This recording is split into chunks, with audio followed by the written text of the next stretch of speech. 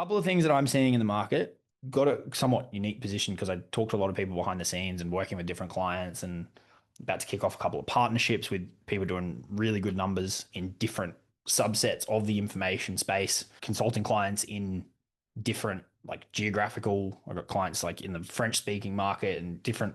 So I'm kind of seeing a really interesting intersection of the info market kind of across the board. And what I'm seeing is it's probably noisier out there. Whoa, jeez, ham fist. It's probably noisier out there than it's ever been.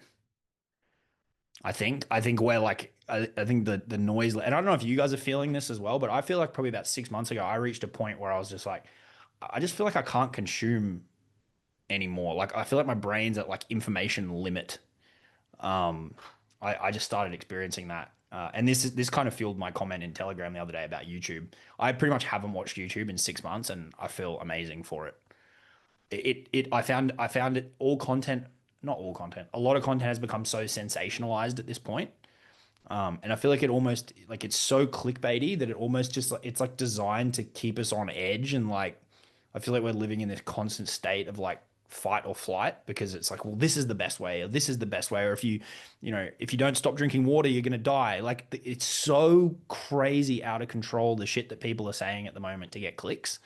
I think it's cooking us out, and so what I'm seeing is people who are doing really well are very good at blocking out the noise because otherwise every third day you're going to want to go in a different direction, right? And I even found it really corrupting my own vision for things. And I've been in this game for a really long time and I've seen a lot of different cycles and I have a relatively strong like personal conviction about, hey, this is where I'm going, this is what I'm building. I'm pretty stubborn in that regard. And I even found it pretty much the first time in my life. I was starting to like listen too much to other people, which has never served me well, right? Don't tell Liana I said that. Um, and so I think focus now more than ever is critical. I think this goes one step further to your clients or ideal clients or future clients where because the market is so noisy, because the world is kind of a crazy place at the moment, I think they will be placing, and a little bit of this is me hypothesizing, but there is data behind some of this. Um, I think people are seeking calm. I think people are going to be more magnetized to people who are really consistent. They've got a clear message. They're not scattered. They're not erratic. They're not twisting. They're not trying to twist their arm into doing something that they don't want to do. I think people are going to run harder from that than ever before right now, because I think people are like a bit on edge, is what I'm seeing. Um, and when it comes to selling, I learned this in a big way back in New York when I was doing the corporate consulting over there. People are paying for confidence and certainty when they're paying for advice. Like we used to drop into these businesses and then we'd always have a 24-hour call, as in not the length, but 24 hours later, we'd have a call. And these are big, complicated businesses. And the hedge fund or the private equity firm that had dropped us in would want our opinion on this $1 billion a year business 24 hours later, which has seemed like a futile exercise. But um, you learn very quickly to deliver a message, even if you haven't got your ducks in a row yet, that gives people confidence and certainty. And you could tell really quickly if you were achieving that or not. That's why they drop an advisor in. That's why people pay coaches. That's why people pay consultants. Is for confidence and certainty around this is what I'm seeing. This is where we're going to go. This is the next step, right? And I think that more than ever is going to become critical, critical, critical. That's what you're really fundamentally selling, whatever niche you're in. Okay. And so then if we understand that, this is all kind of building. What I'm seeing in my own business and with clients is the importance of having a multi-touch point ecosystem. I'll tell you, every client that I've signed over the last, if I look at the data over the last 8 weeks, has opted into two different funnels off ads, right? Two completely different funnels, as in two different front ends. That tells me that they've done it once, they've gone through it, life gets in the way, they might be consuming some stuff behind the scenes, then they need to be reactivated. It's about building up trust over a period of time to a point where people feel okay moving ahead, right? And usually in that time as well, they might be liking a couple of posts on Facebook. They might be responding to a couple of posts on Instagram to get some resources. Like it's all very much working collectively is what I'm seeing. It's a bit harder to track like watching YouTube videos, but my gut says that's a big part of it as well. And so I think it's really critical that we have this focus on a clear message, a clear transformation, a clear result, a clear plan for people. Like you've got your strategy, you've got your framework, your approach for how you do things. Uh, and we just show up every day with a message that's deeply, deeply congruent to that. If every other day there's something different, I think you're making life way harder for yourself than it needs to be. I want to pull up a post that I saw a while ago now, but really hit me between the eyes and it's very congruent. I think Becky, I think I put this in your onboarding because I think it was particularly relevant. It's from Tom Billieu. Let me pull this up real quick. Hold on.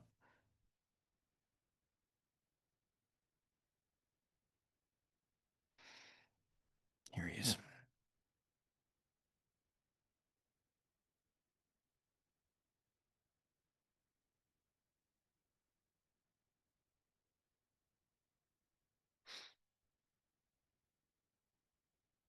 So for you guys, I assume most people know who this is. He created Quest bars, sold for however many bazillion dollars.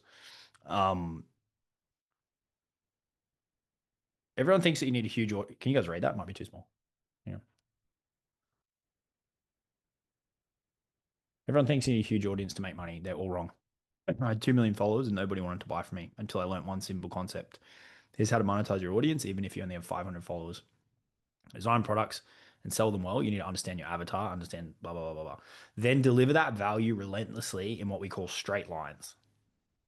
Right. Now, uh, don't mismatch straight lines with this ecosystem concept that I mentioned before. They're fundamentally the same thing. Um, when I first started Impact Theory, I made YouTube mindset interviews, sold a mindset course, perfect straight line. We were generating money hand over fist, and then I made a mistake. I switched to world affairs content while still selling mindset products. The audience loved the content but wouldn't buy. The line broke. Your organic content must deliver value in the same way that your product does. Here's what this looks like: social content, how to scale a business; lead magnet framework for solve a scaling problem; newsletter, in-depth advice; course, how to scale the business. Each step delivers value in the same way. When you break that line, you break the trust. Your audience came to you for one type of value, but you're trying to sell them something completely different. That's why most creators have huge followings, they still can't make money. Define your end product, step one in our process. Map your content, funnels, everything to match it, and then create value that builds upon itself. Okay. Everything in a clear, straight line.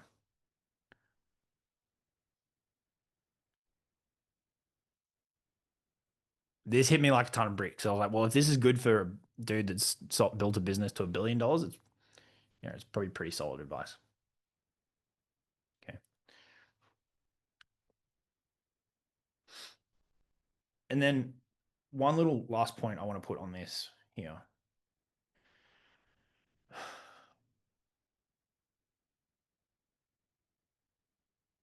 when you make, if you shift your business model, if you are starting a new business, if you are putting certain constraints in place around how you want to operate, uh, any of those types of maneuvers, there's going to be an adjustment period, right? There's going to be a period where it feels weird, it feels different. Maybe it's not yielding the end result that you want it to immediately. You need to look for leading indicators that it's working, even if the end result isn't there yet, and you need to be able to hold the line. You've got to have the ability to show up and do something, even if the end result isn't coming through yet. All right. I'll give you an example. I've just started scaling a new funnel, right?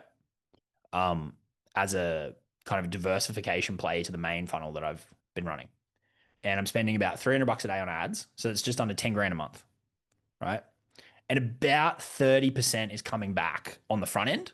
And so I'm quote unquote burning about, what does that work? About $210 a day, right? So I'm pretty much writing off 6 grand in my head this month. But here's the math. That's going to generate between 800 and 900 leads based on what I'm seeing. And if I land 2 sales, I break even. Right. I'm talking in AUD. So 2 grand converted to AUD is 3 grand times 2 is 6 grand. So um, and so these are the types of leading indicators you want to look for, right? Do I think that if I bring in 800 to 900 leads over the space of the next 30, 60, 90, 120 days, I can turn 2 of them into clients? What most people would get freaked out by is it's like, well, I'm going to burn 6 grand this month, and they'd turn it off. Yes, you are. But do you have enough personal conviction in the fact that you're going to show up, you're going to keep sending emails, you're going to keep making videos, you're going to keep delivering, value in whatever that looks like to your audience, such that you can turn 2 out of 900 people into a client? It's pretty easy, right? 900? You put 900 people in a room, can't convince 2 of them over, and you've got an infinite period of time, right? Which I think is the other part of this is the more you can extend your time horizons, the easier economics become, right? If I was like, well, I've got to convert 2 of them in the first 3 days, that's a very different proposition. But if I say, well, I don't really care if I get that money back for 60, 90, 120 days, I've got ages. And so that's what I mean by when you implementing these things, be it a new funnel, a shift in business model, a new offer, a new ad, you're not going to have the ultimate feedback that you're looking for a period of time. And so you've got to look for these other things along the way that can give you the confidence that no, it's going to be okay.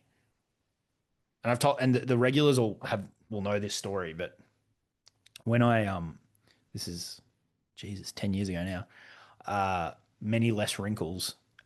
I when I was working in corporate in Brisbane, like an hour north of here, and I got hit up at 3 o'clock in the afternoon on a Thursday.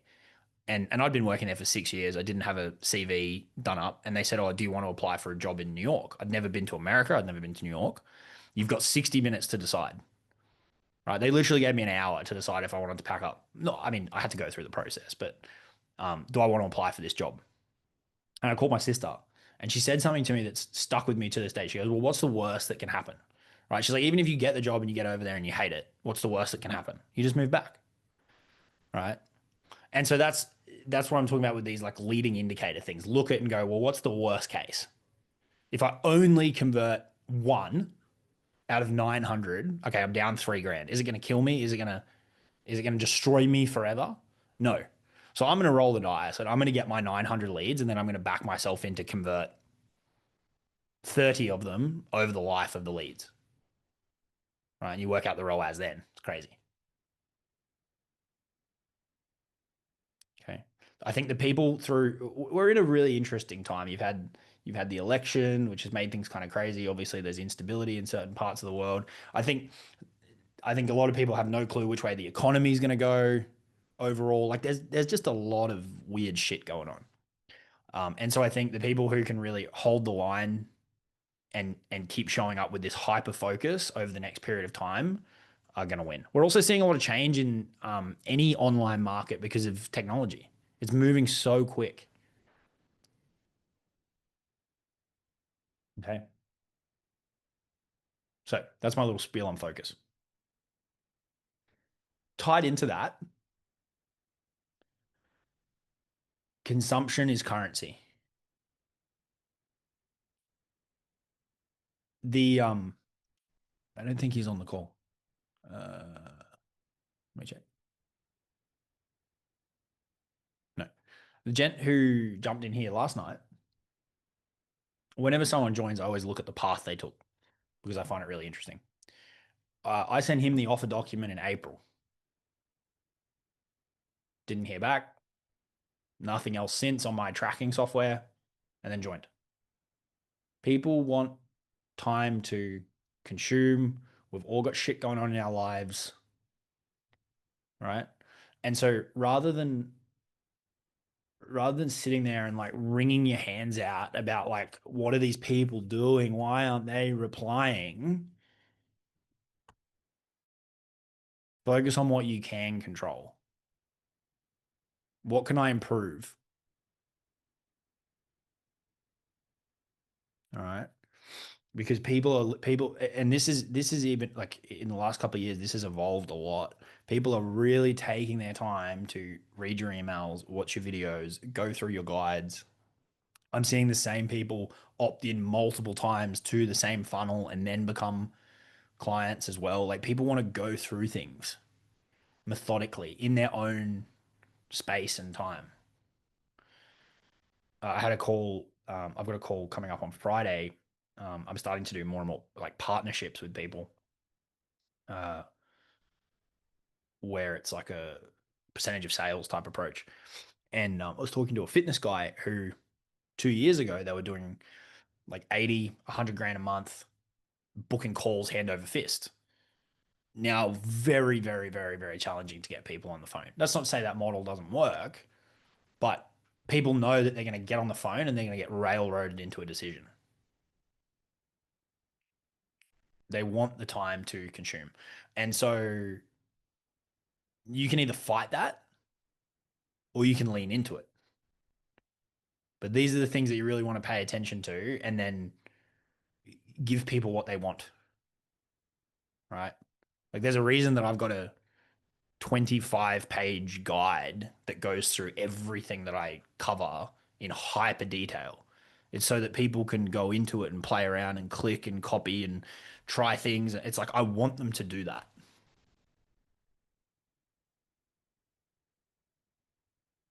All right. And then they'll step forward when the time is right for them. I think this is the market that we're in now.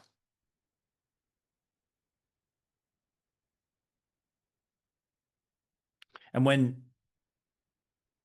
when you are focused on building things that have true leverage, if you guys haven't seen Naval Ravikant's talk about hierarchy of leverage, I'd recommend that you look at it. Um, but one form of leverage is if let's say I go and hire three people to work for me. That's a form of leverage for me as the business owner. But in terms of the hierarchy of leverage, it's pretty low because it's people, they need a salary, they need time off, they've got problems, they've got emotions. How dare they? Right? We have to manage them. Whereas a funnel or a GPT or an ad, it doesn't have emotions. An email is not going to backchat me. An email's grandma is not going to pass away and need 3 weeks off on leave, right? Like they're the higher forms of leverage. And so when you lean into these higher forms of leverage, you can become kind of agnostic to when people buy because it really doesn't matter because you're not investing your time and your energy into them until it's worth investing your time and energy into them. Does that make sense? You're not getting on the phone with them, and because you've now spent an hour, you really need that sale today because otherwise you've got nothing to show for that hour. Whereas if you're doing stuff that's, got like asymmetric upside and I'm sending an email as my primary conversion method or I'm setting up a remarketing ad, it doesn't matter. I can spend the same half an hour on that thing and it can go to one person or it can go to a million people. And so it doesn't matter if they join now or they join in 6 months because my time is capped regardless. All right. And so this is why I'm big on we engineer this environment where people can live for days, weeks, months, or years to get ready for the next step because we're not personally escorting them through that process. These high forms of leverage, video, email, ads are doing all the work for us, right? If I was cuddling them every day to make a step forward, it would be a very different story. I'd be like, buy yesterday, you're wasting my time.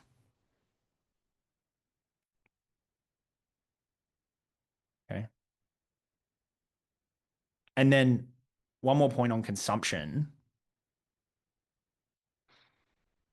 You really can't be afraid of misspelling repetition. You really can't be afraid of repetition, right? Your job is to take that core message, right, that we spoke about up here, and come up with as many different angles to ram that home as possible.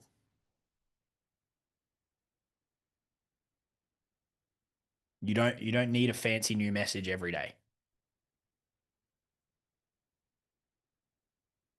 Different stories, different results, different anecdotes, deep dives into individual pieces of it, overviews of the whole system. There's a million different ways that you can slice it up.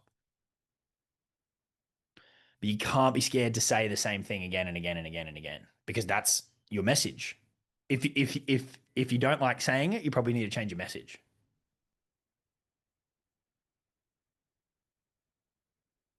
The other part of this is, and this is one people really don't like, you can't be scared to repeat your own accolades. You've got to be a little bit boastful. You can't be ashamed of the things that you've achieved because assuming that everybody knows what you've done will not make you money. Put it that way. You've got to repeat it. You've got to repeat it. Like I just thinking about Brent, Becky, just thinking your onboardings are top of mind for me because I did them recently. You both got tons of experience in your respective fields. Make sure people know that, right? Because you're both either going into or are in markets where there's a lot of clowns who have no experience. And that's that's a point of difference. So don't be quiet about it. All right. There's a reason I even still like a little story I told you before about New York. I still bring that up, not so much with you guys, but in my content, because that's a point of difference for me. There's very few like business advice people out there, and I don't say this to sound like a dick, but that's like the peak of the finance world. These are the biggest businesses in the world, the most complicated financial situations. There's very few like internet marketing business people who have worked at that level. And so I build that into my story because it's a serious point of difference. Like I've sat across from the biggest banking syndicates in the world and delivered a business plan. Your $10,000 a month coaching business does not intimidate me, right? You've got to be prepared to say that stuff.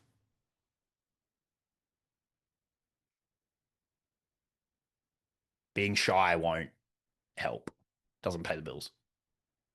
Okay. And you can do it in a gentle way. You don't, want to sound like too much of a wanker, but you got to do it to a degree. Okay. And you've got to be prepared to repeat it.